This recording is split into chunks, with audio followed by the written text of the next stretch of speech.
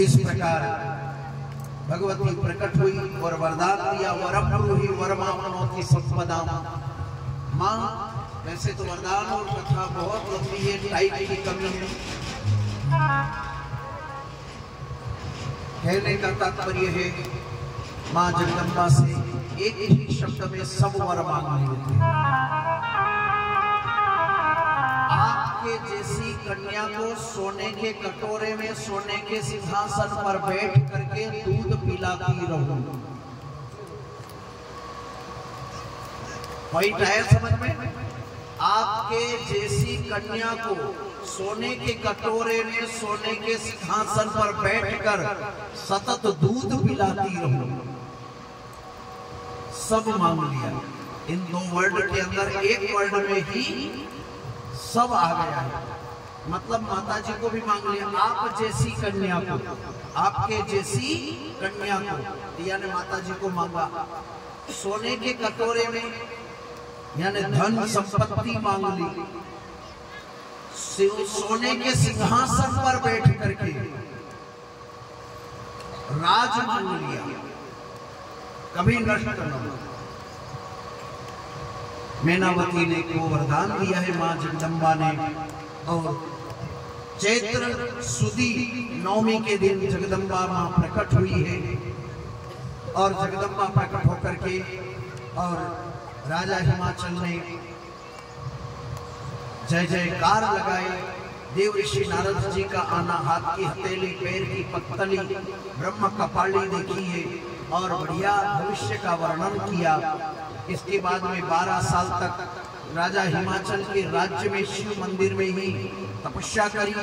इसके बाद 12 साल तक शिव के लिए पार्वती ने जंगल में तपस्या करी थी। सप्त ऋषियों का आना परीक्षा लेने के लिए। वैसे तो कथा विनोद भरी भी है, ज्ञान भरी भी है और बड़ी गहरी कथा है। और यहाँ पर शिव जी का प्रकट होना, वरदान दिया सप्त ऋषियों को भेजना।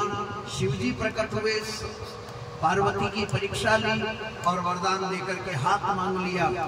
भगवान यहाँ पर नटराज बन करके भी आए थे। भोलेनाथ पार्वती का हाथ मांगने राजा हिमाचल के दरबार में। पार्वती का हाथ भी मांग लिया, चले भी गए। पार्वती कहती है, पिताजी मैं आज से महादेव की हो गई, तुमने मेरे को कन्यादान कर दिया। कथा बड़ी लंबी चौड़ी है, मगर हम समय के कारण अब संक्षिप्त में आ गए। तो वरदान दिया है। और 2 कन्या थी राजा हिमाचल के यहाँ पर, गंगा और पार्वती। 2 कन्या थी। पहली पत्रिका, लग्न पत्रिका देव ऋषि नारद जी द्वारा भगवान विष्णु के पास में गई गंगा जी की। और पार्वती की लग्न पत्रिका शिव जी के दरबार में गई कैलाश पर्वत। और अब भोले बाबा दूल्हे बन करके भोला तैयार हो रहे हैं। इधर भगवान विष्णु के पार्षद और भगवान विष्णु भी दूल्हा बन करके निकले। यहाँ देखते हैं तो भोले बाबा कुछ भी नहीं, भभूति रमाए शरीर के ऊपर बैठे हैं। सब आए, एक एक करके आए और आकर के चलते। भोलेनाथ तैयार नहीं हुए, दूल्हे नहीं बने। कहा भाई जिसको गरज हो बनाए, नहीं तो मेरे को क्या गरज है। सबने विनती करी और विनती करने के बाद में विष्णु जी आगे चलती है दूल्हे बन करके। भोलेनाथ आओ धीरे धीरे बन करके। अब भोलेनाथ ने 3 ताली बजाई।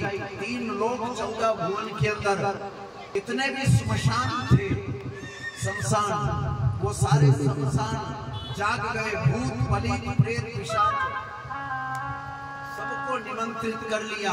और निमंत्रित करके और सब लोग आए हैं। और आकर के भोले बाबा के यहाँ पर कोई भूत चुड़ैल बुआ बन रही है, कोई मसी बन रही है, कोई काकी बन रही है, कोई भाभी बन रही है भोलेनाथ की।